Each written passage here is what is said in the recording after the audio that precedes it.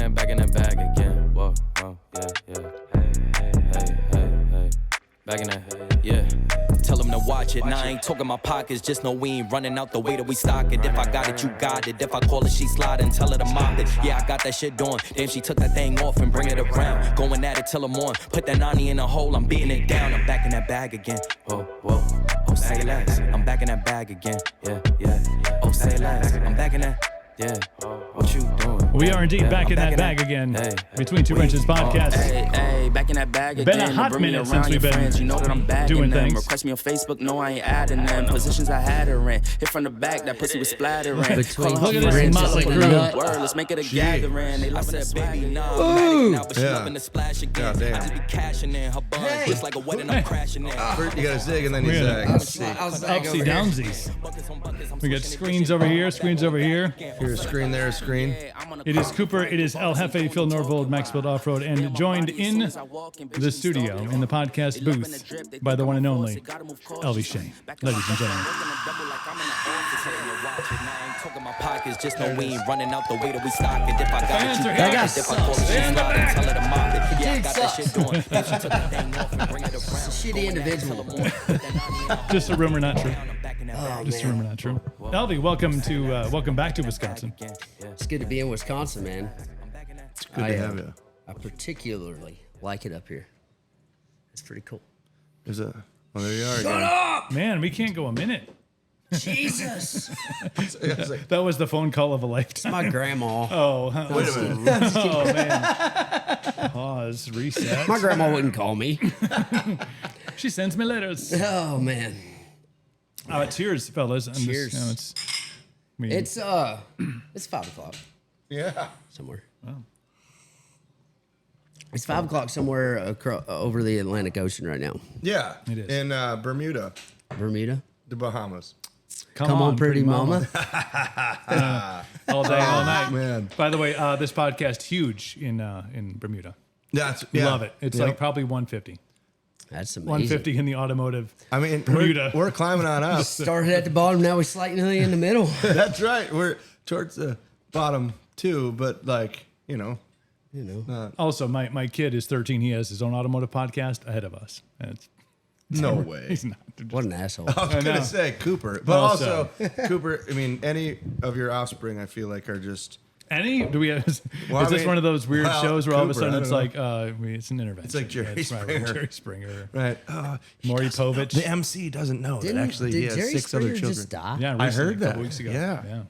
I mean, that was kind of a staple for childhood. You get off the bus, I'd have my like package of combos, cheddar cheese pretzel was my snack for after school, and I'd watch Jerry Springer for 20 minutes before. Also, who is in charge of like daytime programming? Like, I have an idea. What works at 3:30 in the afternoon? Well, I mean, Pregnant Jerry Springer. transvestites. That's what works. That's what's in. Kids love it with their combos. Jerry Springer was way ahead of his time. Really?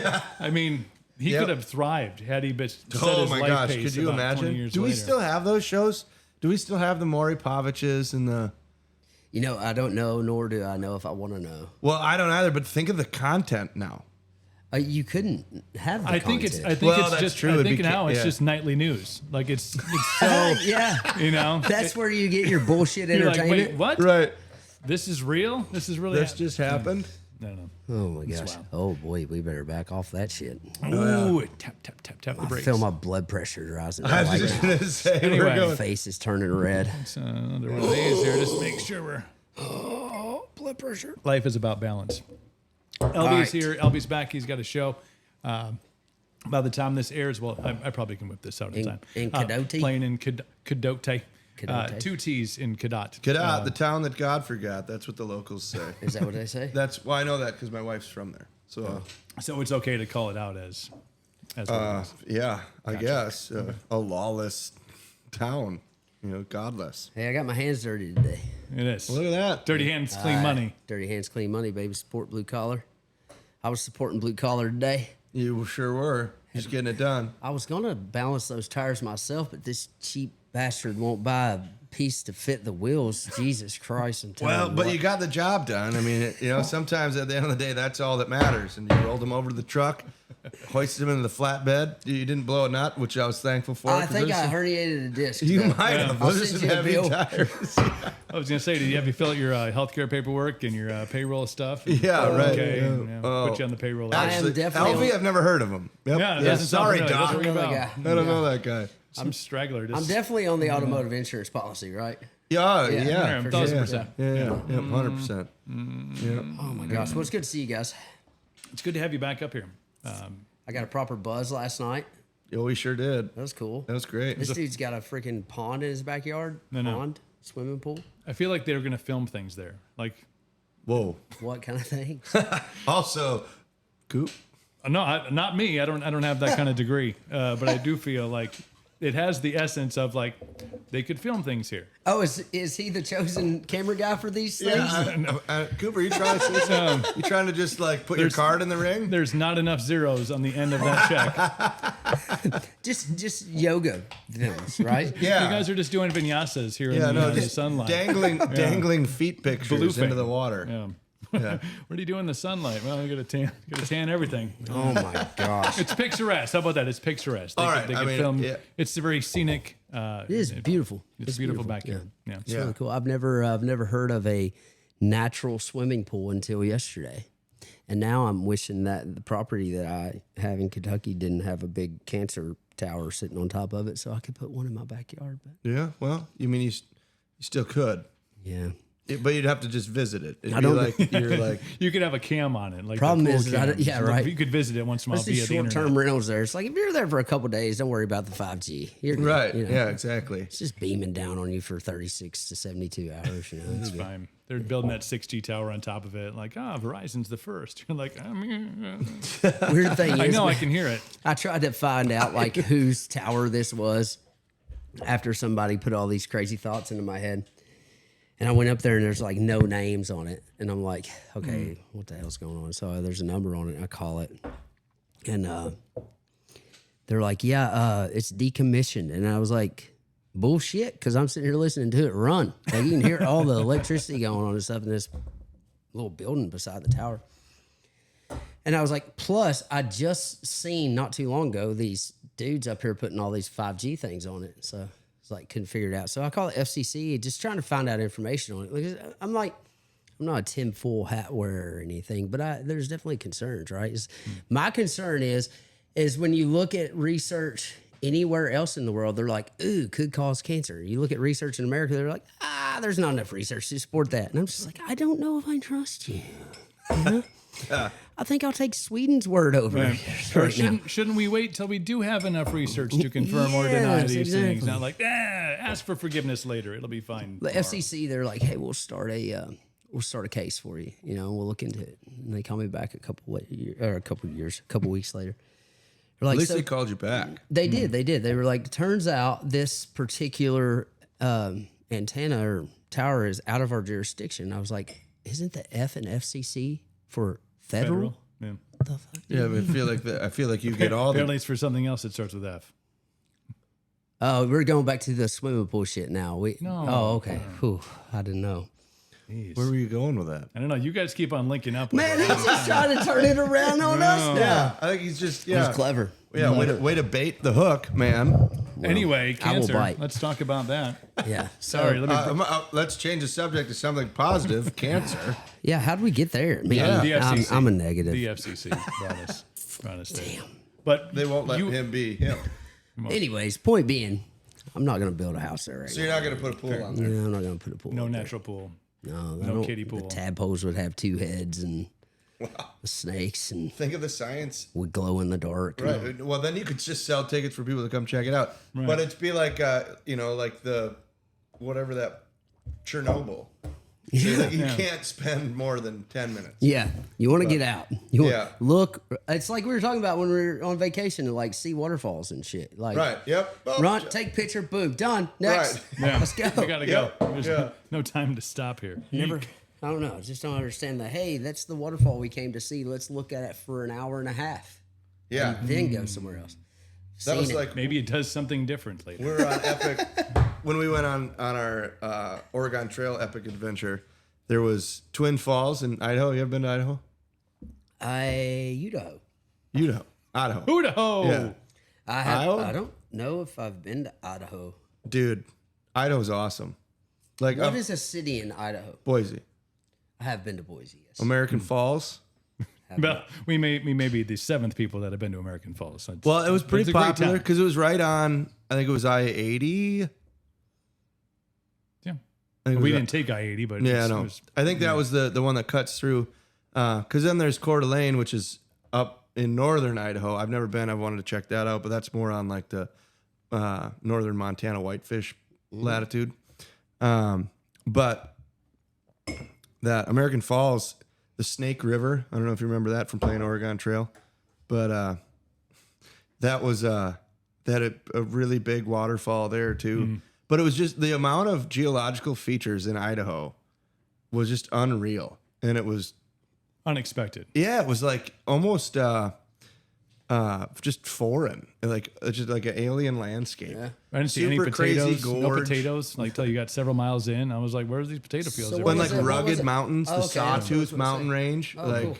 so Big we were in gorges. the Snake River Valley, and that was Snake River Gorge, which was Lake Bonneville, which was one of the Great Lakes from way back when, which is where the Bonneville salt flats are now. There was a large earthen dam. I don't know how many years ago, a long time ago, and it broke free, and all the water rushed to the Pacific, and it created the Snake River Gorge, like now. Instantaneously. Yeah, and you think about the amount of water that it would take to cut 400-foot canyon walls, and just beelining for the coast. It was pretty crazy. And so we saw that, and then the rest of that valley was really cool. And then we went into the Sawtooths, and we followed some local. We were like, "Hey, you got a cool spot to go camping?" And he's like, "Yep, follow me." And Also, let me tell you about decision making. Sometimes on these trips, the choices you make in desperate times are like, "This seems like the kind of individual we should follow." Like he looks like he's got his shit together. Like, course. let's go. sometimes This was not that guy. This was not the guy that sometimes makes sense to like, oh yeah, like yeah, if you go down here and you take 2 lefts, like you'll end up at the destination you're looking for when you're looking for local help. This guy was like, let's go. For about a 40 ride. minutes out of town. I figured it went would for be a like a ride. 10-minute drive. 40 minutes out of town, we're like, there's no radio communication with anybody.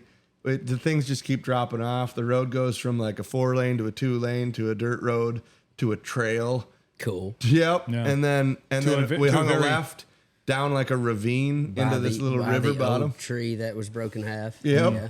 And it was one of the coolest places that we camped that trip. But Old boy had some stories Oh, yeah. about life. he sure did. And a fifth of tequila. That Right. spurred a lot more stories. What was this guy's name? Do you remember? The water cooler was in here. Yeah. I have his name on it. It was like Walt or something. I had everybody sign Of the water course. cooler. But it was weird because he signed it, but it wasn't the name he had told us that his name Right, was the that whole was a time. little It was bit like, peculiar. who's Walt? He's like, that's me. I'm like, that's weird because for the last 13 hours you've been something. You've been Bob. Yeah, Dwayne or Yeah. something like that. But Something about those guys that won't tell you their real name, man. I had a bus driver like that one time we called Cookie. Cookie got left right outside of Madison, Wisconsin. Yeah. He got By dropped you? off. Yeah, sorry, Cookie. If you're saying, actually, Cookie, kiss my ass. You made that trip miserable. That's why we left your ass in Wisconsin and had another driver flown I up. was gonna say, who drives the bus then? Dude, this guy was a case. But I won't elaborate. Well, that seems like a great story, but fine. We'll just skim right over it. Anyways, Idaho's really cool. Well, if I hadn't given his name up, I would have elaborated. But It's too late. all I know is I tried to get him Cookie a doesn't flight. seem like a birth name though. I mean, it's Try- just like yeah. Well, I tried to Cookie. get him a flight home, and he's on the no-fly list. So Thumbing your way back home. Got to pay what extra have for you that. done? Like, I got arrested with a gun one time in my backpack on accident, and they didn't put me on the no-fly list. They were just like, yo, you can't have TSA pre-check. Yes, I did that. You're probably saying, what a dumbass. And I agree with you. I am. I shut down an international airport once. And You did? And I'm still not on a no-fly list. How did that happen? Please Explosives. unpack that for me. So I was 18. I was at Bradley International in Hartford, Connecticut, flying back to Wisconsin. My mom lives out there. I grew up out that way. But, then I had That since explains lived a lot. Yeah, I spent a lot of time on the East Coast. And so my uncle dropped me off at the airport, and I was, cowboy boot wearing, Wrangler jeans, Very East Coast. cowboy hat, kid running through with my big duffel bag, trying to catch my flight. And I go in, and then I realized that I wasn't going to make it, or the flight was canceled or something. And I was like, oh, I want to catch my uncle before he drives off. So I kind of like holler and throw my bag, and I sprint out the doors down the drop off area after my uncle. And I get to him and I catch him up with him. I'm like, oh, hey, Uncle Dave. Yeah.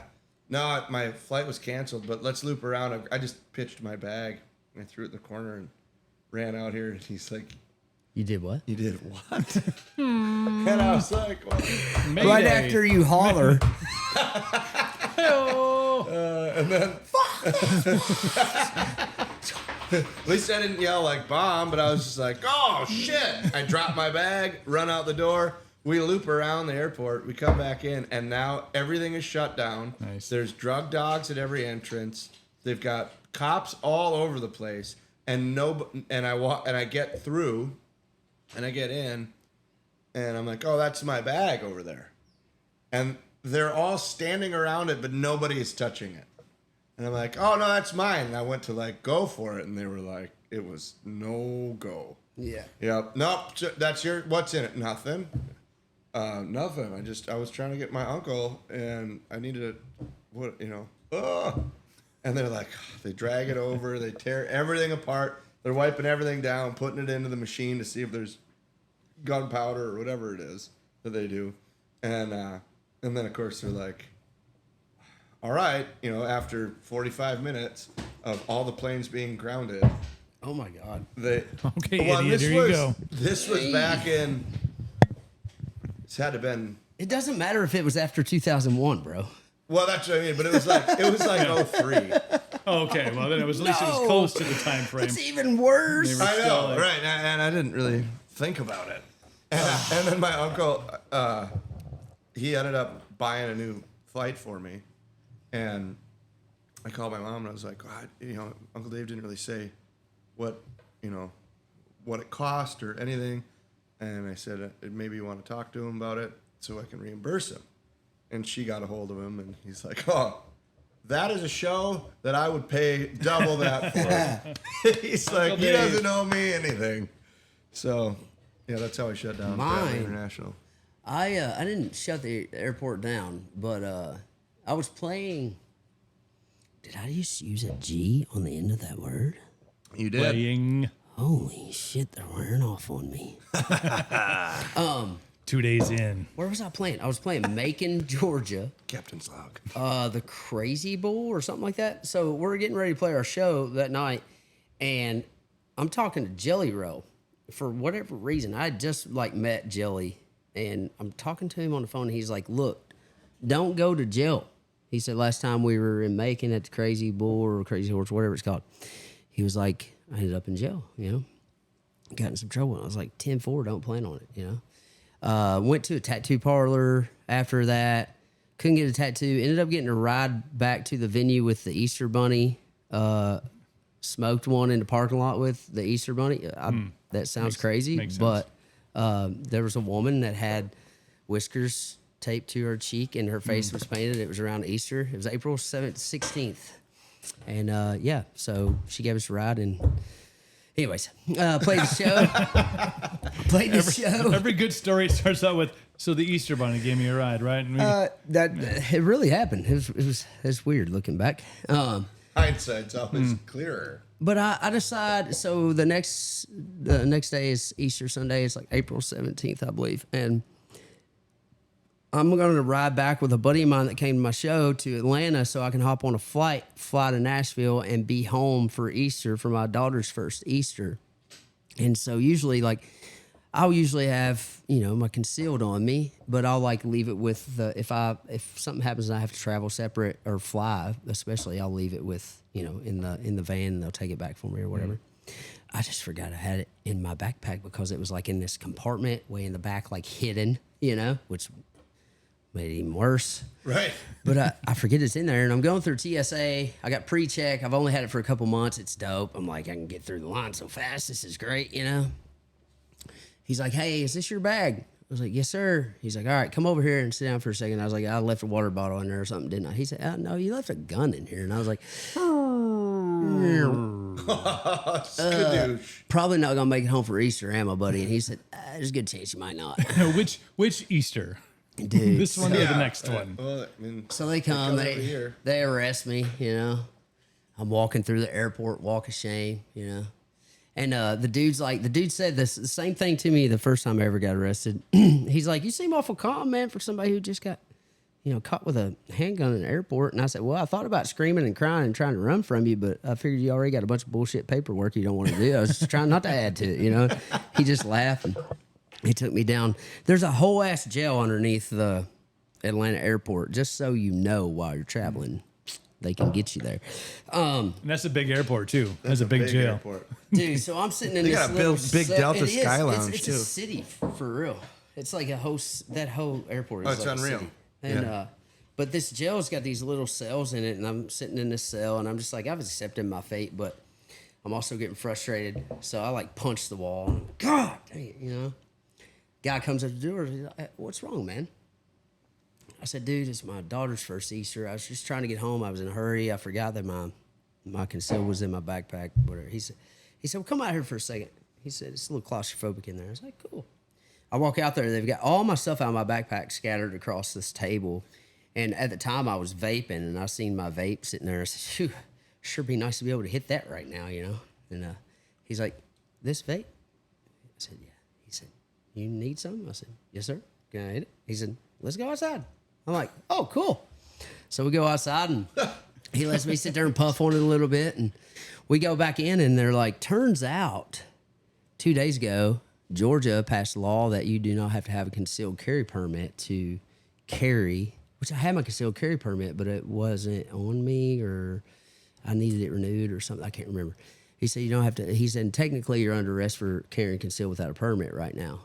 He said, so we don't have our paperwork done on our end, which is the only reason you're still in trouble. So you're going to go to jail, you're going to go to court, then they're going to let you out, then you're going to have to come back and pick up your stuff, and all your charges will be dropped. And I was like, well, that seems like a lot of bullshit to go through. Right. So he was like, you know what, man, you're going home today. I was like, for real? He's like, yeah. He said, it's not your fault that we don't have our stuff done. I was like, dope. So they disassemble my gun, they give it back to me, and I have somebody come and pick it up and take it, and I had to buy 2 more plane tickets, dude. So I go, and I'm like, hey, what's the first ticket going to Nashville? There's like this one.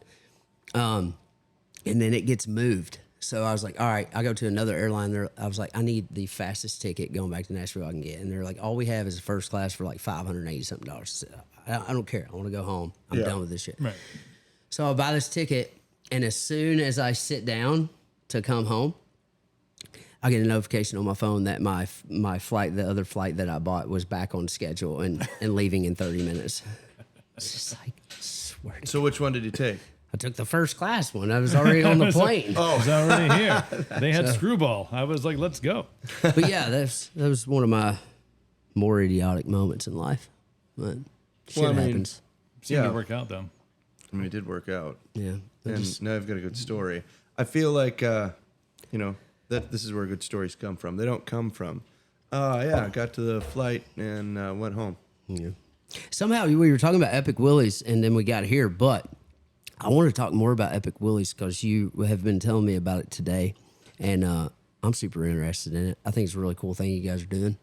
I'm a hot rod guy at heart, but you guys are slowly turning me into a off-roader and a lover of Willies. Jeeps and trucks, and what the hell is that thing out there that looks like a 40 Econoline van? Like an old Econoline. Oh, It's like a yeah, like the cab over. Yeah, Yeah, it's FC, forward control. Yeah, forward control. Yeah, they're so ugly that they're like, you just gotta love them. So have you guys talked about Epic Willies on here before? I'm sure. Yeah, absolutely. I would love to like know more about where the idea came from. And It's pretty simple. When your hobby becomes your job, you can sometimes lose sight of why you're doing what you're doing. 10-4. I don't know if you know about that. 10-4. And so, and honestly, at the end of the day, like, if you choose to make your hobby your job, you have to make money. You have to be able to provide for whatever lifestyle that you choose to live. And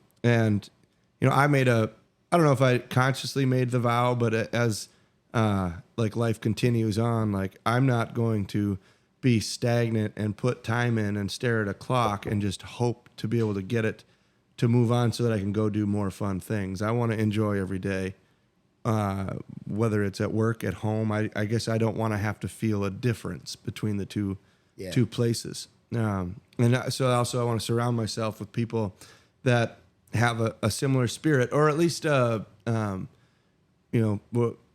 codependent type energy where we can feed off of each other. Mm-hmm. And that's definitely what we've built around here. Yeah, So it seems like the community's built around those. yeah. And so my right hand, the chief of operations, Adam Schultz. So I met him back in 2004. We bought our first Jeeps together from the same guy, the same day. We're striking out the same deal over a few cold beers in the guy's garage. Based off the same trading post ad that we were staring at when we were working weekends at a Napa auto parts store together. Yeah. And we go there and we get some old CJ7. I got a CJ7. He gets a 67 Jeepster Commando, and we kind of get into this whole Jeep life. And, it was one of those things where I wanted to kind of continue to build a business around it and build cool things for people. That was kind of the sprout of Max-Bilt.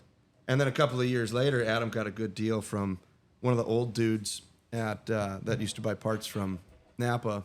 Roger Turk had this old CJ3A in his field, and it had been sitting there for 30, 40 years. And Adam's one of those guys who's just like super knowledgeable. He's a walking encyclopedia, so he started researching it all. I'm the kind of guy that's like, I don't know, it's cool and it's old, and like, let's get it running and go on from there.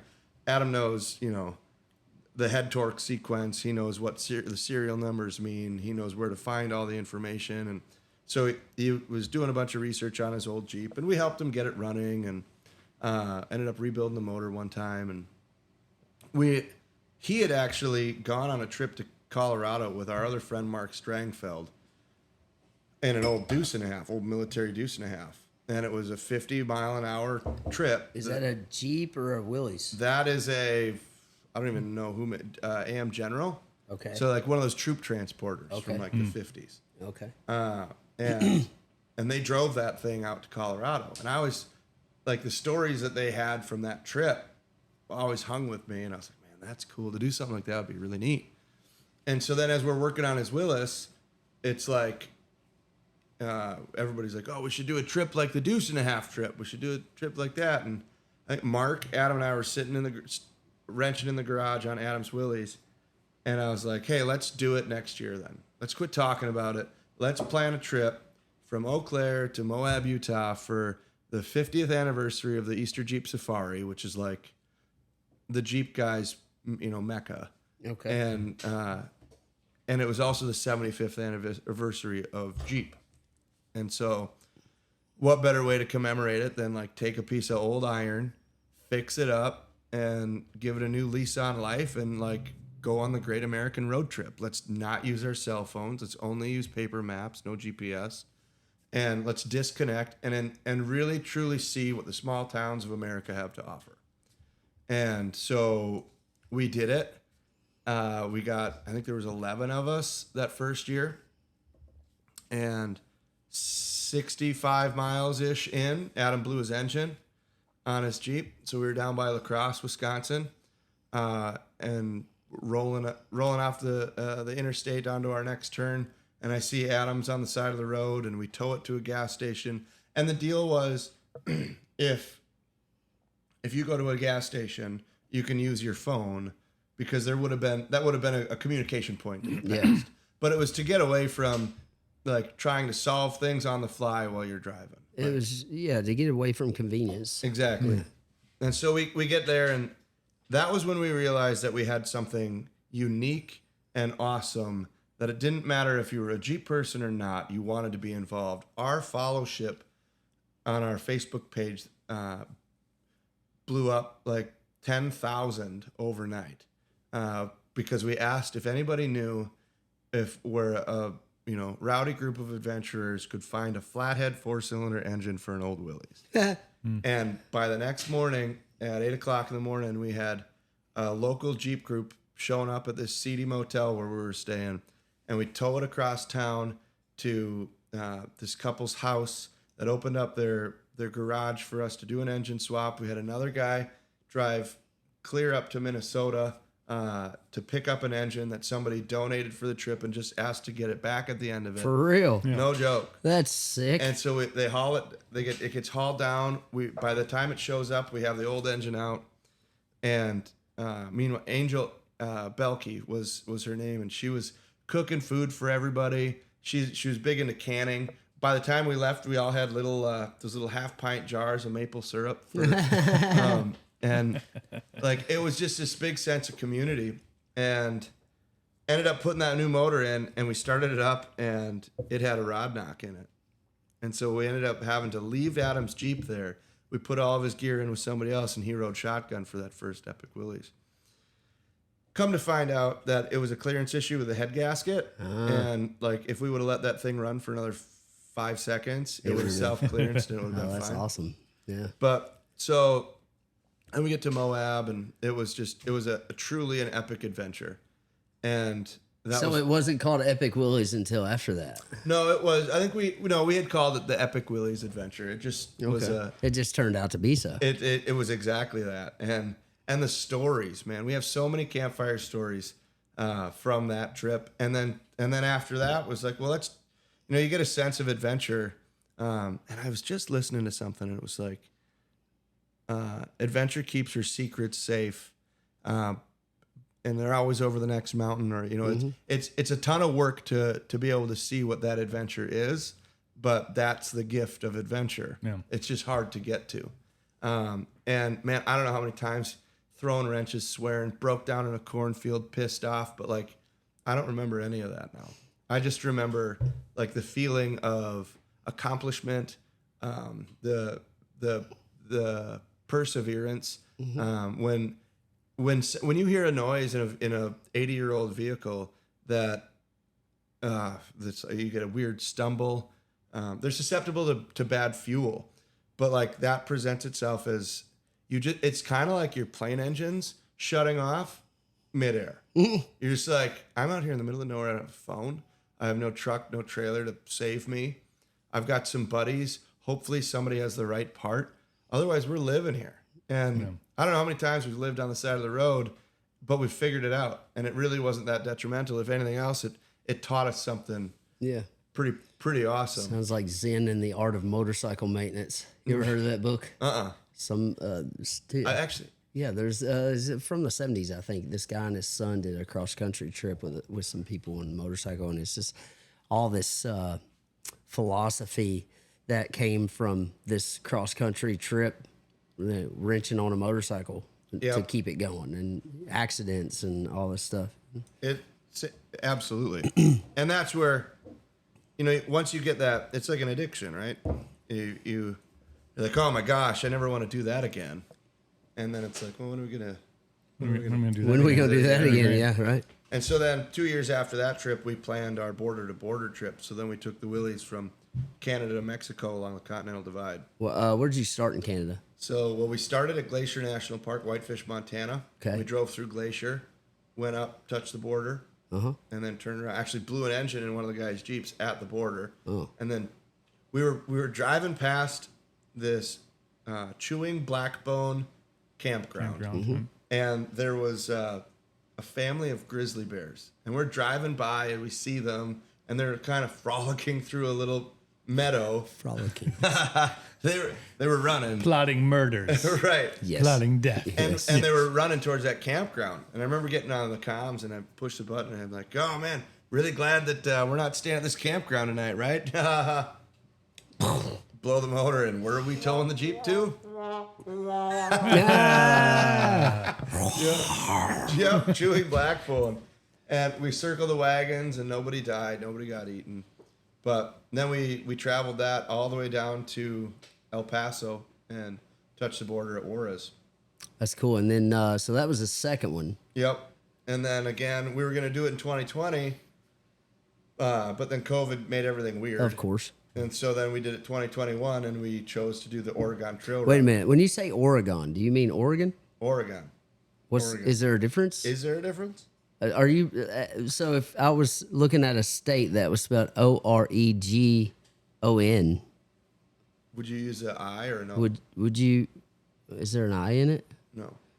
How would you pronounce that state? Oregon. Oregon. Oregon. Oregon. Oh, Oregon.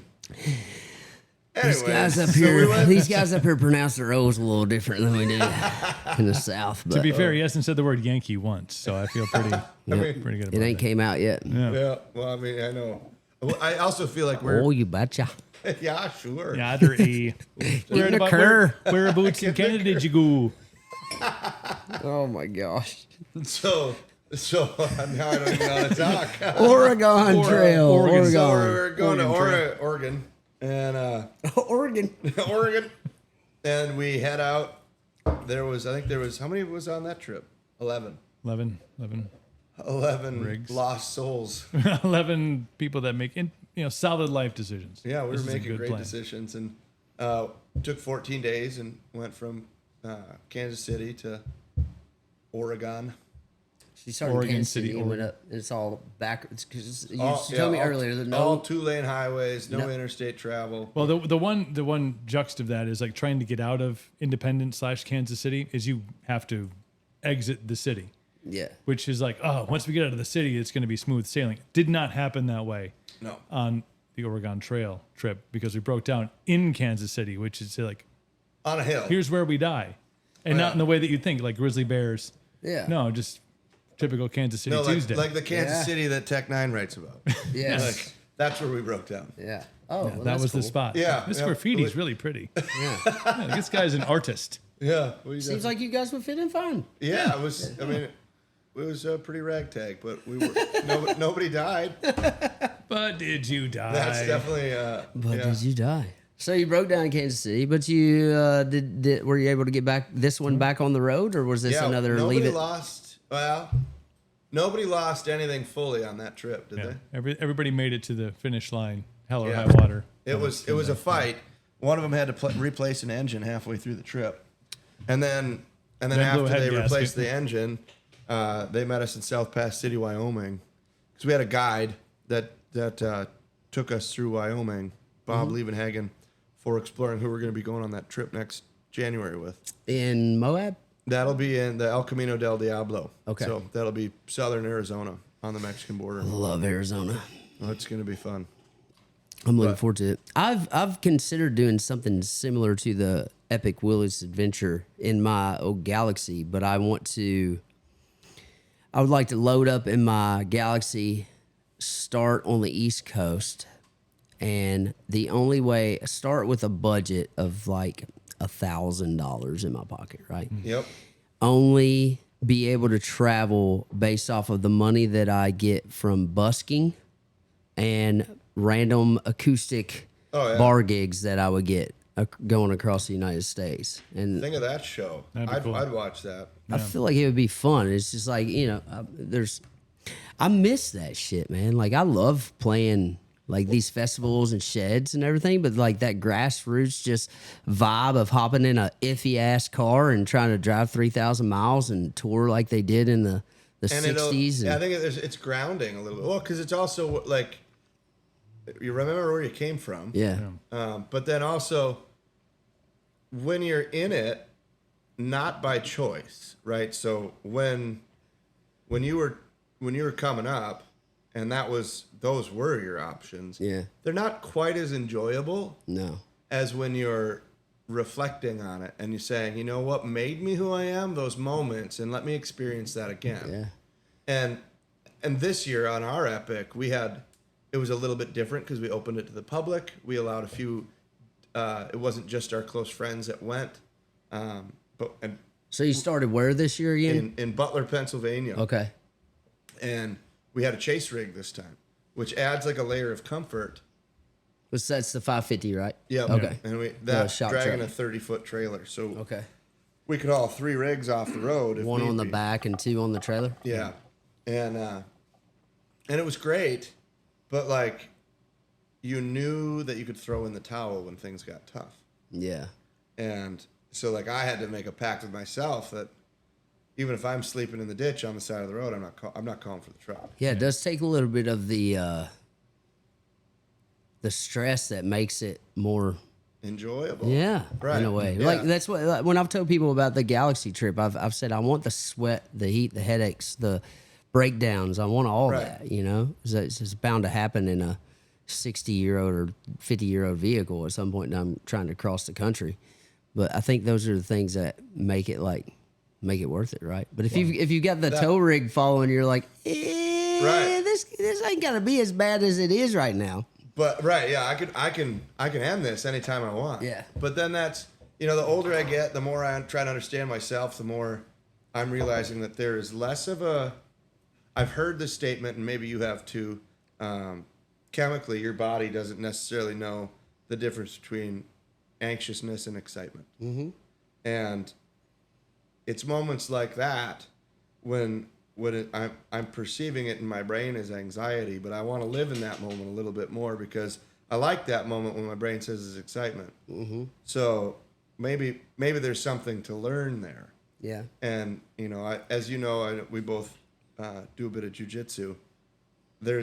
It's very similar to that, being comfortable in the uncomfortable, and if the uncomfortable becomes bearable, there's really nothing that can make you uncomfortable. It's also like these ultra runners and shit too, right? So it's like if you throw in the towel, then like You're done. sissy, Right. you know, and you got to live with that.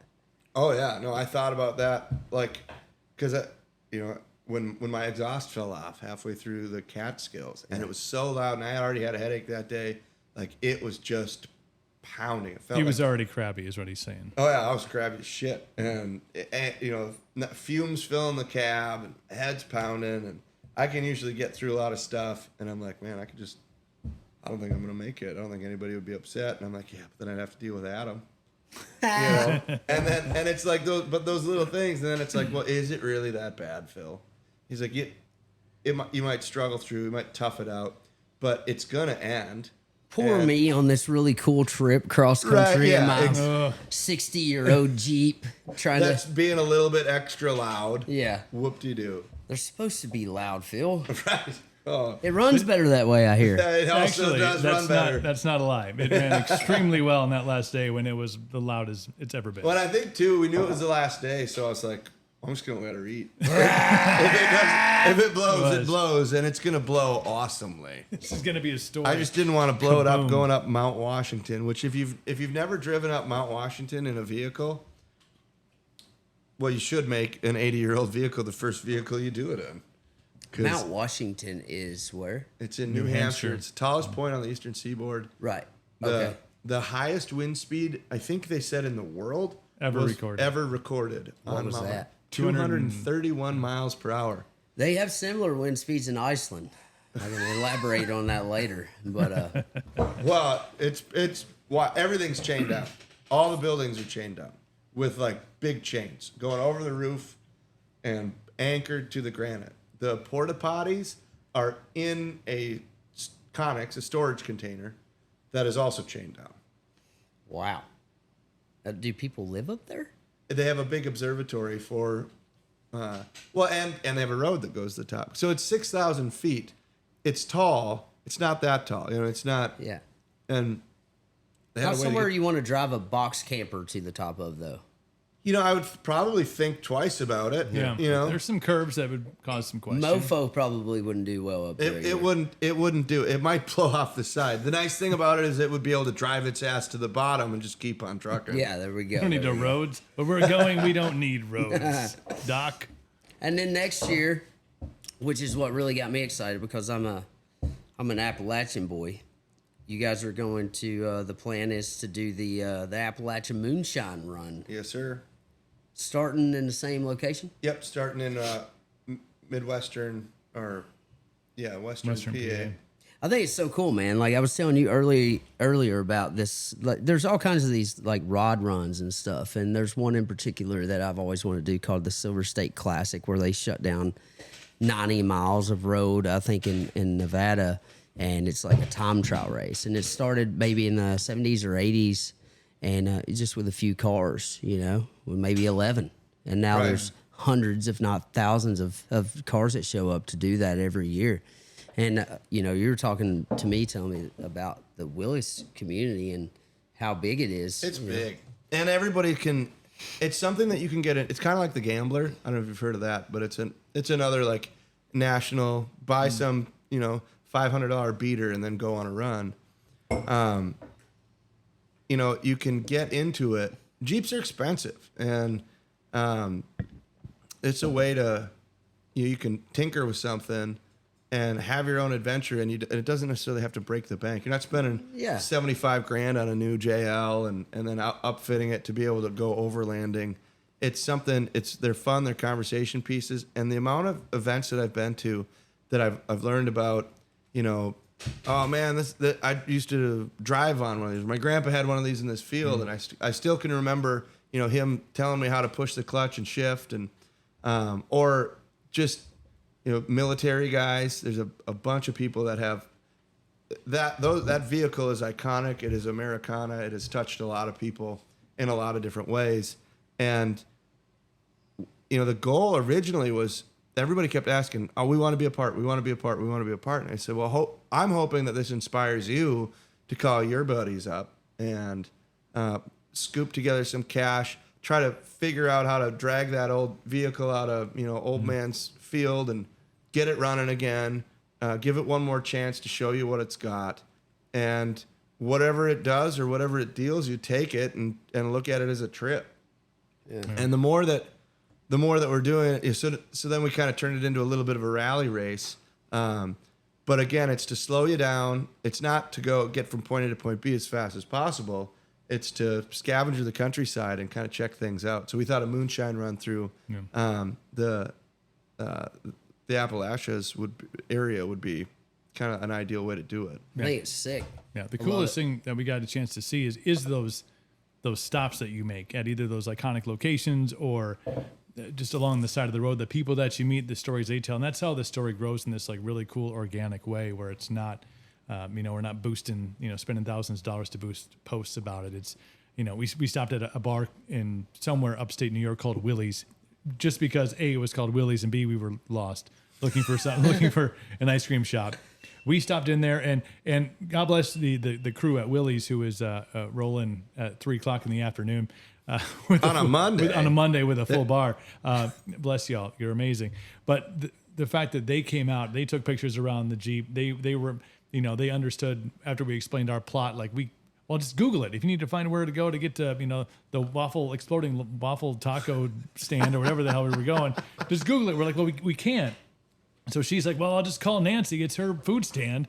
They came out, took pictures of it, posted their story, the story of our pictures on their story. I mean, that's how this thing grows. That's why it's so cool to be able to, when you expand and have time to stop and meet the locals and have them share the story. And then they follow you on Instagram or they follow you on Facebook. And next, like, oh my gosh, these guys are going down here. And maybe, like you said, that story inspires somebody to, oh yeah, Pawpaw's got one out in the back 40. We saw guys at Bantam that we were about to leave. We're like, hey, oh boy needs a passenger, or we still have room for one more if you want to join in.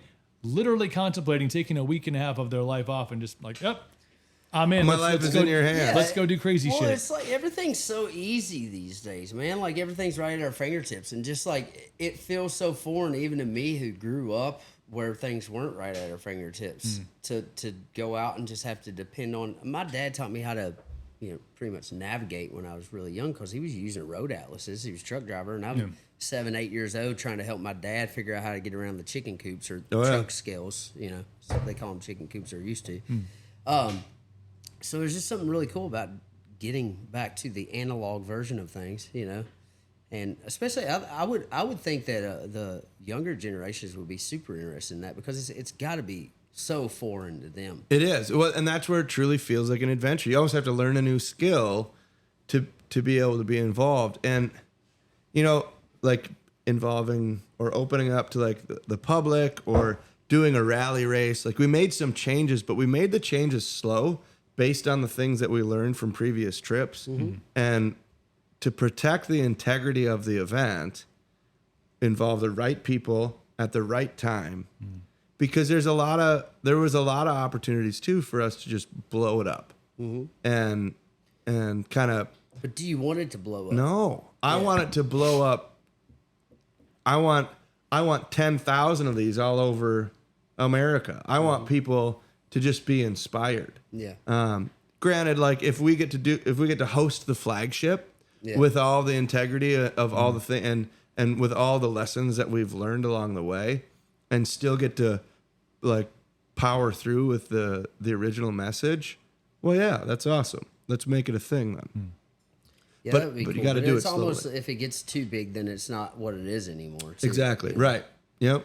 But also, it could be something that's lucrative, something that you could use to direct towards helping people in some way, benefit, charities or whatever. Absolutely. So that's there's definitely a humanitarian aspect to it because that's what it's all about. The only way we get across the country is through the people that we meet. The vehicles are a very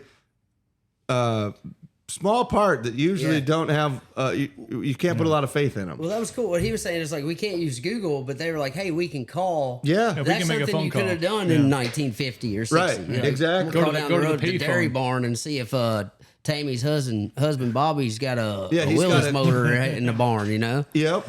Probably does. Bring him Well, down. that Have was him pick cool. up a sixer. So that in that town, we were supposed to find It was waffle a overlord loaded waffle ice cream thing. Yeah, which we assumed was like an ice cream shop. Like here, we've been finding ice cream shops on the trips. Like, oh, we'll find the ice cream shop. The East Coast has a lot of freaking ice cream shops too. We like our sugar. Yeah, I mean, I like that too. But yeah, that's what ideally we were trying to find this ice cream shop, which turns out wasn't a shop. It was a food truck. It was a waffle cone food truck. So when we go to the bar and we talk to them, they're like, "Oh yeah," she calls Nancy. It's at her house. And they're like, "Well, these guys need a picture with it. You cool with it?" On the other line was like, "Yeah, we leave at 4:00. So here's the address. Tell them how to get here, and they can come take a picture with it." So we drive to their house, pull in their driveway, and it definitely was like local yokel directions. Like if you go down past where Jeannie's house used to be, you guys probably don't know Jeannie, but look for the big oak. It'll be on the right hand side. You take a left. There's going to be that weird right intersection. after the burnt down barn on the right. Remember that? And then they get off on tangents of stories with their friends. Like, oh man, you remember when Missy was just so pissed off about it? You just keep past the rustic golf course. You'll see the tee box. Joey's probably out there serving shots right now. Just keep on going. Take a left. It's the third house past the blue one on the right. Like, did you get all that? But right there. Dude, that's how I used to get around though. I know. I think we all. Yeah. That's how I used to get around. Now it's like, take me to Pomp's Tire. Tell your robot. Your robot Boom. will direct you. The robots will take you. AI will lead you Yeah. to your destination. Which I'm down with that too. That's cool. Well, it's handy because it saves time if you have to be efficient. But if your goal is to slow down, like maybe that's the way to do it. The only thing that worries me about that is just like people losing jobs. I feel like I was, this is a little off subject, but I feel like I was like there for the beginning of AI that we didn't realize it was the beginning of AI. And that would have been somewhere around 96 when my mom's factory, Vermont American, started using robots. And not long after, there were less workers. Not long after, there was no factory in Litchfield, Kentucky anymore. It was across seas. It was somewhere where you could do cheaper labor and less people, more robots. And what happened was people lost their jobs, you know, and now we're moving into this. We have this weird wave coming at us of this AI stuff. And it's like, what happens to the people who have left this mass exodus of larger cities into smaller communities, people who are looking for a slower life and more peace and quiet, but they have jobs that they can do online, data sharing, data collection, finances, all this stuff. I mean, there's manager positions that can be done by AI these days. So you're looking at these people who have moved into an area that they don't really know how to contribute to the community. Like if you grew up there, they don't really know how to survive within that community. They're not used to the kind of work that you might have to do to survive in that community, but they have this job, and now there's this thing that could take that job from them, and they're stuck in these. Now they're stuck in this foreign land, you know. Right. And like, what do I do? Do I go to McDonald's? Do I go to? Well, even McDonald's is AI operated now. Exactly. I mean, yeah, there's I walk nobody in working. now and I just Yeah. I mean, how don't long- have to talk to anybody. How long before the robot can, you know, put the fry thing down and wrap Right the now they burger? could. Yeah. Right now they You have could. One It's guy just, overseeing it's it. just a cost thing, and as soon as it becomes the cost becomes, you know, as soon as the price to have that robot gets down low enough for McDonald's to warrant buying them, then I feel like it's bye gotta bye, be Cindy. like- You're not cooking burgers no more. You know. I wonder though, just because I mean they have enough money to do it. McDonald's says they have the budget. They so- have enough money to do it, but would you rather buy a $200,000 robot right now that you're going to have to pay for maintenance on, or continue to pay somebody $7 and however many that's- cents an hour? But then how long is that going to last? Like you say, do you think that it will ever flip? When the robot costs $80,000, I think that's when it flips. You know, Yeah, it's that's like what you're saying. because then this robot can do 3 people's jobs that are making $16,000 a year, and it's like, Right. oh, for $10,000, $12,000 more dollars Yeah. this year, I can buy this robot that I don't does have to 3 start- people's jobs. Right. Maintenance is $5,000 a year, Yeah, and so that's this robot will last 10 years. That's all. That's what scares me about it. But I've kind of dabbled with it a little bit. The Chat GPT thing, it's cool. What I see it as is like you've heard people like relate it to the what do they call the calculators, Texas Industries or whatever, the graphing calculators 182s or whatever. Yeah. So you've heard people talk about it or related Snake. to that. But to me, it's like I was talking to my friend Josh Mendez, who does a lot of video stuff for me, plays keys in my band, and it's like a brainstorming calculator. Like I sit up the other night just like coming up with ideas for merch and stuff on it, and it's like having a conversation with this thing that has a collective of knowledge. Yeah, you know? it's something I haven't spent much time in. I know you've dabbled a little bit with it. It's weird because I think growing up in the Google generation, not the Google generation, but the generation in a weird way that knew how to read a paper map because that's how you grew up, but also we were on Epic and I'm trying to zoom in on a paper map and apparently you can't do that. Like you can't, we're getting closer to the thing, but you get used to asking Google a question in a certain way. You articulate to the robots in ways so they don't give you ridiculous answers. With ChatGPT, it's like having how would you ask for the most ridiculous thing ever as you were talking to somebody else in human to human form? It's Ask Jeeves on steroids, man. It is. Yeah. It's whatever. It's Iron Man. Isn't Jeeves? What's his name? Jarvis. Jarvis, yeah. It's Yeah. Jarvis. Yeah. It's Jarvis, and pretty soon he'll be walking and talking and going on Epic. I mean, pretty soon they'll be able to create themselves, have jobs, and dude, I think I said Develop this last night. consciousnness. Yeah, dude, Yeah. to tell me right now that you don't think that a computer or an AI bot can develop some kind of consciousness, like, dude, I was born in '88, which wasn't that long ago. But point being, to see how much technology has changed. If you tell me that there's no way a robot could ever gain any kind of consciousness, I'm like, you're full of shit, bro. It could happen. Well, there's been stories out there about the people that led the industry in developing AI and the research and the programming development that goes behind it, that are like, we're really excited to be a part of it. Now we're like, well, it's starting to teach itself things that we never allowed it to do before. It's learning at such a fast pace that it's like, Can we stop this? we didn't teach. Like no. Elvie and I were talking today about Aramaic, the lost language of We need time Optimus. of Jesus. We And need we're Optimus Prime. Like nobody knows that anymore. And what they were talking about, not necessarily Aramaic, was the Chat GPT AI backend is learning languages that are not inputted into the system. Well, technology is just another. That's great. Technology has been evolving for years, just like a biological species, like us. The wheel turned into the wheel and tire. The wagon turned into a semi truck and trailer and a train, and it's like I go down. I think about that. Like I'll go out into the woods or whatever and just look at a field and a bunch of pines and a bunch of rocks and see a little stream over there. And then I look at like everything on this table. Everything on this table derived from that. yeah, it's wild. It blows my mind. Yeah. But we started with a rock as a wheel, and we have this now. But you're going to tell me that a robot can't decide whether or not someone should live or die one day? Where were we driving through? We were driving through on this past epic. Because they input everything. Yeah, we saw a building that went through a town that had been kind of abandoned, and you could tell that Mother Nature was starting to reclaim her territory. Oh yeah, And the trees were growing up back around the buildings, and there was moss growing up. And I was like, what do they say? It's like the collapse of civilization is like 10 years before the Earth takes itself back. yeah. So all this stuff that you're talking about that's on the table, from the table to the microphones to the computers to the Wi-Fi, eventually she come to collect.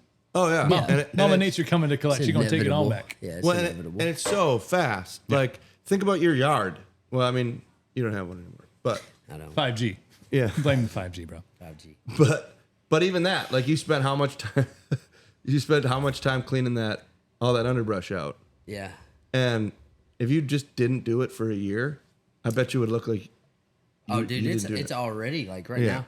We cleared it out, and I found out the whole hillside was rocks, like ranging from the size of this rocks glass to Hey. I see what you did there. rocks glass to half of a Volkswagen Beetle, and some of them are the size of a Volkswagen Beetle, but it's like green and stuff. And if kudzu got in there, that shit grows 18 inches a day in prime, It's like buckthorn up here. That's our. It's wild. So, yeah, it can take over fast. But robots could also like make weed eaters and shit and run 'em. Like the Roomba for your yard. I mean, it's already a thing.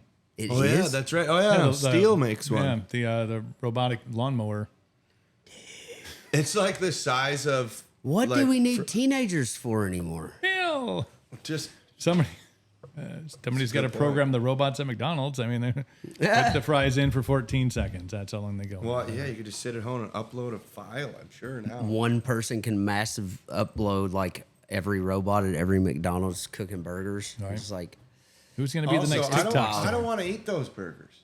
well, they're already like Imitation beef. imitation burgers, right? I think Are so. they like soy or like 80% or 90? I don't. I'm This podcast is talking in out of my no way ass. sponsored by McDonald's. Or Also, yeah. But if you All would right, like to- scientist but Elvie. also, we will We'll retract. take some of that money so you can't spend it on freaking robots. right. Fully endorsed. Fully But endorsed. no, when all this started happening, I started thinking back and I was like, man, AI has actually been kind of slowly taking over the workforce for a long time, if you think about it. And I noticed that I was in radio for 20 years, and when you used to have somebody on. devil. I was, but back when it was fighting for good, and you had somebody at every time slot that was local that could tell you like, oh, the pothole on 37th is horrible, and then the capabilities of technology advanced where you could record your show. You could still be from the local area, but you can go and record your show. I'm just, don't need to work on the weekends. So we used to have, when I started my first full-time gig, we had 13 people on staff. Most of those were like part-timers on the weekend, but we had a 4-person morning show, midday That's a lot of guy. people in a radio station, man. Right. And eventually, I mean, that station I think now is down to 2 because of syndication, because of technology, because you can voice track, because you got one guy in Pennsylvania, in Pittsburgh, who is, Right. is on 1,700 stations in the country. Yeah. Eventually, I mean, you see the deep fake stuff where they have Joe Rogan doing a podcast with Joe Somebody Biden. who's dead. That's not real. Yeah. That's not really him. Like, why would you even need a real person to be like, the time is? I wish Joe temperature Rogan would is- do a podcast for Joe Biden. I'd pay my subscription. If fee for that was like a That would be like incredible. like a pay-per-view, Joe Rogan would get all the money in the Joe world. versus Joe. Oh man. Oof. Oh, I'd like to see that fight too. Also. Well, I don't know. I don't know about I mean, I feel like that'd be I unfair. think Joe's he would be respectful. He wouldn't. It wouldn't be too bad. He'd Are they try gonna to tie get his hands behind his try to back? get him a full round in. You know, I was like, let Joe and Trump tag team against only Joe Rogan though. Just like. Oh, right. The two oppositions against the Dude, that- somewhere in the middle. They'd have to create some sort of allegiance just Yeah. to like. yeah. Dude, Oh, that Lord. turns WWE like real quick. Like all of a sudden they turn on each other and Trump's throwing Sting chairs. comes out of the rafters. Yeah. Like I don't know, like All weird of a shit sudden, happens. all of a sudden, Rogan slaps in Dwayne Johnson. You know, it's like, what the Rock is cooking. Love it. He's bringing tequila and wearing an XFL jersey. You're like, what is happening here? Like I don't understand. Meanwhile, This Joe- fight brought to you by Terramana. Joe's just got Trump and Biden in a headlock, and he's just like, "Yo, Rock, can you do the people's elbows?" Oh, but then there's a commercial break. This is brought to you by AG1. Yeah. Did you take your athletic greens today, boys? No, we didn't. Plenty of alpha. Joe, maybe you need some on it. Well, I'm Plenty going of to put it alpha in the brain. universe. Going back to Epic Willies, I'm going to put it in the universe Yeah, that we turned that green Willies out there in the junkyard into the Hobgoblin, and I do an Epic Willies with you guys, and we do some kind of crazy show, music concert in the middle of Epic Willies sometime. And if we're doing Appalachia and it's like you said, the moonshine run, then you should like come down south and like come around and maybe like hit Pigeon Forge. And what we were drinking Old Smoky's moonshine last night. And they have a freaking stage at their place in Wouldn't that Pigeon be Forge, so perfect? we could stop right there, do a show, and then finish out the trip. And that's then I a get to killer play idea. music and drive a Hobgoblin all over the Right. Appalachia. Think of Yeah. what we can outfit his Hobgoblin with. We could put like a little stage up on there. Oh, and, yeah. Get the 5-string guitar out. We were talking about doing the steak pocket. bed. Right. Oh, yeah. We can Just make it put work. a couple speakers on it, like mount them to the back of the cab. Yes, sir. Yes, Self-tapping sir. screws. but they have to be like 1951. We're going to have to speakers. get you up here to put some work in on this thing, too. I'm down for that. Yeah. I'm down for that. I got my hands dirty for the first time in just a couple weeks today. There you go. I got a little grease on me. Well, don't wash it off. You Dirty can hands, save, clean money. Save that for tomorrow. Oh, it does taste good, doesn't it? You know what it tastes really good on is ham and cheese sandwiches. Oh, yeah. I'll never little bit of- forget the taste of grease on ham and cheese sandwiches when I was a kid, man. Did you guys ever, when you were driving truck, did you guys ever jam them in the manifold? Jam them in the manifold? Yeah, you wrap them No. in tinfoil? Well, I know this trick from cutting or spraying power line right of ways for my father-in-law. We would ride four-wheelers, and you could get a can of Beanie Weenies, yeah. and they would fit perfectly in between the manifold and the motor on a Rancher, and they would ride there all day. And then at lunchtime, it's like 30 degrees outside, but you're like, boom, hot Beanie Weenies, baby. Oh, yeah. Yep. Word of caution though, if you're traveling either in a Willys or if you're traveling in like a 2021 Gladiator, don't forget you have a sandwich inside of your inside of the Engine actual bay. engine What bay. happens? You no longer have an engine that is operational. Oh. Well, I mean, it can go sideways. You just got if you get them under there, they have to be strapped in. Otherwise, you don't want them. They can fall down into the belts, and they can run a belt right off the engine. I've had cats do that before. Oh yeah, Yeah, cats can do that too. yep. At first, I was like, "Oh, Caterpillar engines. They tend to run belts," and then I was like, "Wait a minute, I know what you mean." It's not funny. It's terrible. Every know, time, my every cat- time it ever happened when I was younger, I was just like, "Oh God, there goes another cat." Apparently, I had a few of them though. Dude, well, I lived out in the country, and people just Well, drop then, yeah. cats off, and we fed our dogs table scraps for the most part when I was a kid, and like they had dog food too, but we always had. My mom had a 13x9 dish that we would put our scraps on in all day long, and at night we go out there, and dude, my dogs lived to be like 17 years old. Right. It It was the secret to youth, right there. less- Table less scraps. kibble, more nice table scraps. silky coats on them, from all the grease. That's the old wives' tale. The grease gives them a silky coat.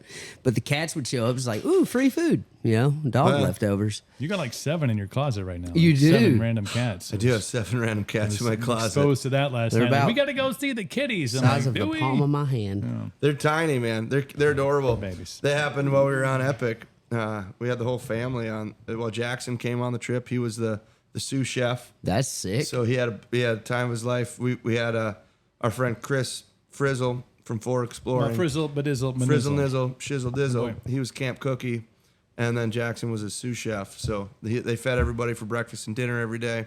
Lunch we were on our own, but it was probably gas station food anyways. Ice cream, bro. Oh yeah, Ice cream lunches. A lot of ice cream I and do a love couple of ice cream. breweries in the way there. yeah. You do a couple of hefty IPAs in there. Puts a little something in your gut. makes What it go in there. what kind of radio did you do again, Coop? I started off in rock radio, then moved alternative rock radio. Moved to country for a year. Was in top 40 for a bit, and mostly like rock, alternative rock. What did you work for a conglomerate? I worked. Well, it started as an independent. Okay. That eventually was conglomerated by a conglomerate, and Which one? Do you mind saying which one? well, Was it like Cox or iHeart or? I love. You Okay, I got you. I too. got you. Yeah. Was one of them. And actually, yeah, it was Clear Channel, and then Clear Channel eventually became iHeart Radio. Oh, okay. But the growth rate of that and how they're trying to reposition radio is always something that's mind boggled me. And the It mind boggles me too, man. and the downsizing of it, and having as soon as I got out of radio, let go, budget cuts. Like, hey, we can syndicate. We don't need to pay you shitty money. We can pay nobody shitty money and get a similar result. But I started talking to artists like straight out of Nashville, guys like you and Warren Garrett and Garrett Spear and a couple other guys that like gritting and grinding in Nashville, and hear them talk about like the radio wall that stands up and kind of knocks you back down unless you have the guy that's in there. And, Well, they got to follow the path of least resistance, Like I understand, it's like, hey, this thing's really popping off on socials now. They have this really awesome data collection service now for free, which is TikTok, Instagram. Oh Facebook. yeah. which is new. So it's like, hey, this is really popping off, and then Nashville typically, aims their sights at things like that are popping off, and then if it's already performing well, you've got the numbers to show this would perform well if we play it on our station. So let's do that. But the market has become so saturated that it's just hard, and maybe it's always been that way. I don't know. It doesn't seem like to me when I was a kid there just wasn't a whole lot of artists on the radio. You heard the same guys with a new hit every 14 weeks to 6 months or something, and now. I think My Boy was 47 weeks on the charts, 50 or something weeks altogether from release date. Yeah. We released September 21 of 2020, and we went number one October 17 of 2021, I think. So a little over a year. But yeah, it's a weird thing. There's a lot of good people at radio for sure. I said devil a while ago, but I was only half joking. Devil on one shoulder, angel on the other. It's Balance. Most of the people that are I will say this, and without any fear of whatever retaliation, but I am 100% for the guys that are in the office and grinding, and but also understanding that a lot of them are limited, in what they are able to really do. I know there's people out there that believed in songs other than My Boy, but you can only do what the conglomerate decides is the best for the company, and it's their job to decide what's best for the company. So 10-4.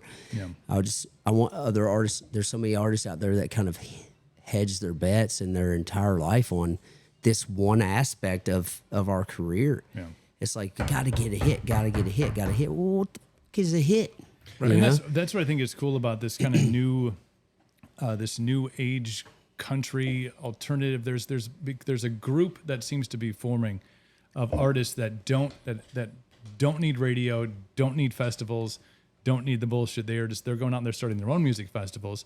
And they're being very picky and choosy about what they do, and they specifically don't go and do radio stuff. Well, we're in a transitional phase that country goes through every 7 to 12 years, and right now it's kind of like we're coming out of clean hair metal into grunge rock. Right. It's been this bro country. Nirvana's coming in hot. Nirvana's came in, and you're seeing that with people like Zach Bryan. I think Tyler Childers has been around and popular for a while, but definitely maybe one of the leaders of that movement. Him and Sturgill Simpson, I would say, were probably the original. Cody Jinks.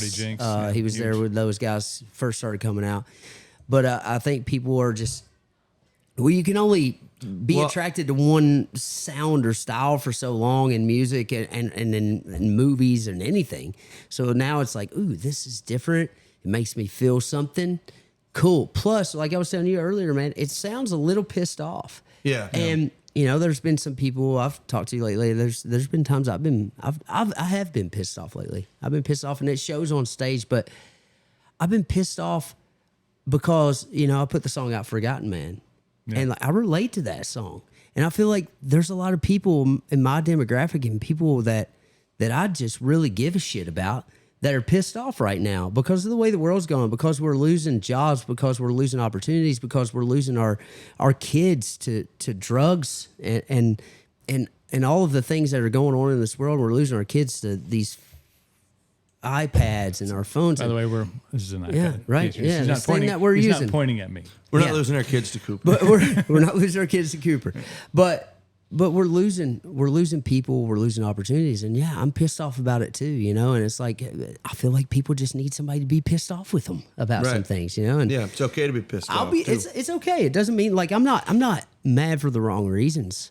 I just want to see things better for my people, which is, you know, the lower middle class and people in poverty, and it's just like I want to tell those stories. It's my job I feel like it's my job to report. Right? Like, I'm just supposed to go tell stories and the way that I see them, not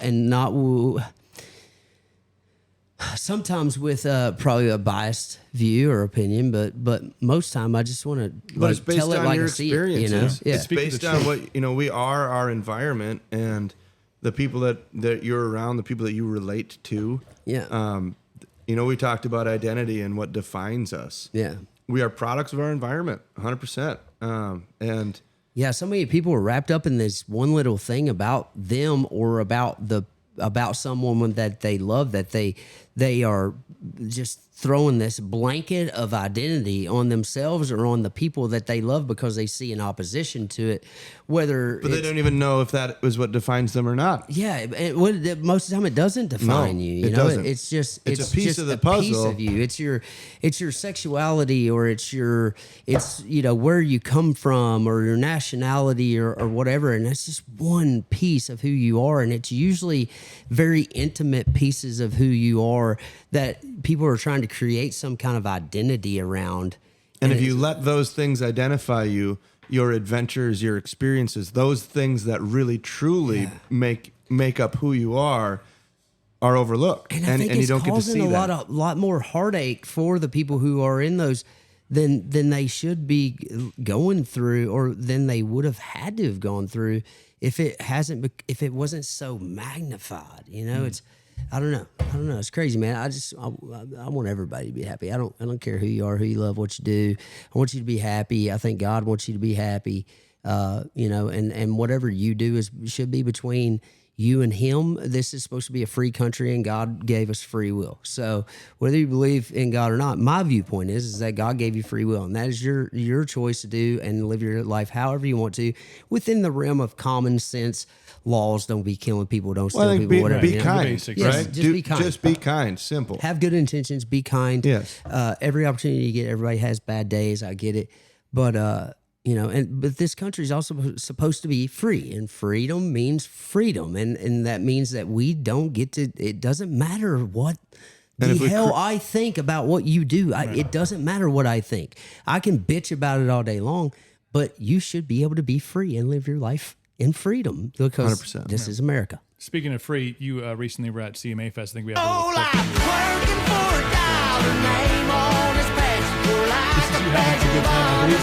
Did you say the first time you had a draw Trying on? to turn me to a That was my first draw. There it is. all my collar KW. I won't say your name on here, but name on his knew patch. that was your draw. Turn me to a $20 draw. Bless lady. But that looks like that's the kind of freedom I think that you're talking. You can go man. out and play music in front of your not only your fans, but to gain fans and to tell your story. And it looks like sharing the stage with some. I want to be able to pretty do awesome what the hell I artists out want to there. do too. Yeah. Right. At the end of the day, everybody just twofold. wants to be able to do whatever the hell they want to do. Yep. You know, and like you said, as long as I think you're approaching it with kindness and you're not trying to be malicious, and You know, you're just telling your story and living Right. your life. Yeah, you can't. Fucking A, man. There's nothing Yeah. wrong then. You know? Right. Yeah. So So besides, let's see, we got El Camino del Diablo that we have planned for you for next year. You're gonna have to spend some time here to build the Green Goblin for Epic. We're gonna be hanging out a lot. And over then the next Epic year. Sounds like it. 2024, the Moonshine Run. So between those three things, which obviously take precedent over everything else that you have going on in life. absolutely. I'm going to try to meet up with you guys in August. Yeah, at Yeah. Smoky. Yeah, Yeah, Smoky that's- Mountains at yeah. the Jeep thing. Yeah, so do you Pigeon remember the Forge. date there? It's the 24th, 25th, 26th of August. Let It me is that look weekend. right Put that now. put that in the calendar. let's see what's going on in August 23, 24, 25. Somewhere in that's that Thursday, Friday, Saturday weekend. You playing a show? It's probably in Switzerland. No, it's actually not. It's not a Important. bad thing. It's very important. It's a. I'm on a writers retreat in nice. the Hualapai Mountains in Arizona, Oh, that'll be cool. which is a place that I have not. I used to go to this writers retreat every year, but been busy the last few years. Haven't been able to make it. But it is a place of medicine for me. I love it. I love the people there. A lot of people that I first came to Nashville and wrote My Boy with and everything are going to be there. And so I won't be with you guys in the Well, that spirit, sounds spirit. like fun. but I will there be in the in mountains. I will Yeah, that'll in be the- worth it. Yes, we'll just. I mean, we'll let it slide. Okay. Well, guys, it's fine. No, it's fine. it's okay. It's okay. It'll be all right. But we had chatted a little bit last night. There's some. You've been writing. You've been like pen to paper during this time. Like what's the next year look like as far as I know there was talk of getting some stuff out into ear So holes. yeah, I came up with this idea it's so hard to keep people's attention, and I was so let down after I put my first record out that there was a buzz, but it only lasted a few days, and that's where I really started to learn about the difference between joy and happiness, and it took me quite a while to freaking get back in the groove. I think I literally just got back in the groove last week. CMA Fest. I feel recharged, and I've been working on this music. We've been putting out a song every 8 to 10 weeks this year. 2 that are going to be on my record. One I did with my friends Cadillac 3, and one I did on a Rolling Stones tribute record. We covered Sympathy for the Devil, and then the Cadillac 3 song is called Hillbilly. So y'all check that out. But when we put out Forgotten Man, just put out Baptized. Got a song coming out called Jonesin'. But this new music, the first record was very much me still trying to figure out who I am and what I sound like. It was all my stories. It was very based on my life, my experiences, my stories, me. And this project, I'm gonna name drop, but just for the to explain a little bit, I got the tremendous opportunity to write with Steve Earle one time. Oh, awesome. Last year before, and I always grew up thinking these songs that Steve Earle wrote was Steve, and I was like, that's how I related. I was like, this guy gets my lifestyle, And then I was talking to him, and I was talking about a song I love, and he's like, that's not me, man. He said, so we were going down the road, and we broke down our van, and we pulled up at this gas station, all the lights were off, but there was this 17-year-old kid working on a 67 Chevy in the garage, and he fired up the gas pumps for us and helped us get back on the road. And I wrote this song called Someday about this kid. And I was like, at first I was so bummed when he said, that's not me, man. And I was like, oh, shit, that sucks, man. That was my song when I was a kid. And that's how I felt like we were connected. But then when he told me that, I was like, oh, I got even more respect for you now. He went and spent weeks with these people over in Virginia, I believe. Their families, it was the coal mine that collapsed and trapped these guys. Yep. He spent weeks with these people to write a record about it. And he's if memory serves me correctly, he's went up and spoke in court or something to help raise money for these families. And so I was like, man, to dive into not only personal experiences, but the experiences of people that you see around you seems like a noble venture to me. Absolutely. So this next record is, definitely still based around a lot of my life experiences and how I view the world, but also, diving into other people's struggles and their lives and maybe how I feel like I might be able to relate to these people. And I think the message now is I just want people to understand the people that resonate with the music, I just want them to understand that I get it. You know, I've been there. And at CMA Fest, before CMA Fest, I started to kind of see the response I was looking for. But at CMA Fest, I really started seeing people's heads pop up at certain lines of the songs and stuff, which also, you know, let me know that people are hearing what I'm saying too. Right. So I was Super important. We get to hear sick. some of that tomorrow night then. You'll get to hear some tomorrow night at Country Fest. Yes, sir. Cadott. Yeah, I'm looking forward to it. You get to hear a lot of it. We're not playing hardly any old songs. It's all Awesome. all new stuff for the most part. So Cool. it'll be a good time. Fun will be awesome. had by all.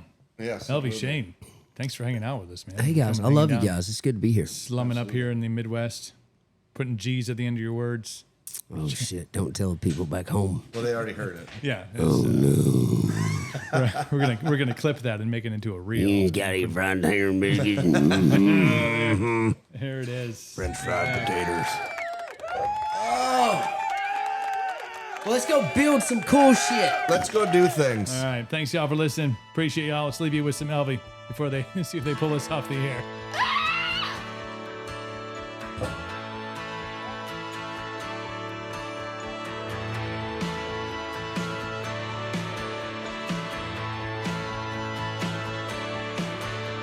Go to bed early, wake up at dawn, swinging from the hip, punching at the clock, build a hell of a life.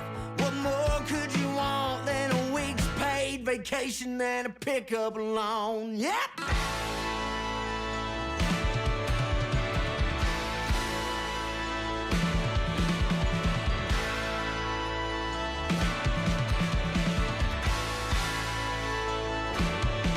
I got a little white house with a flag in the front. Way that it is the way that it was. Dirt turns to mud here, steel turns to rust. The color of my neck's still the same as my blood. Daddy spent his whole life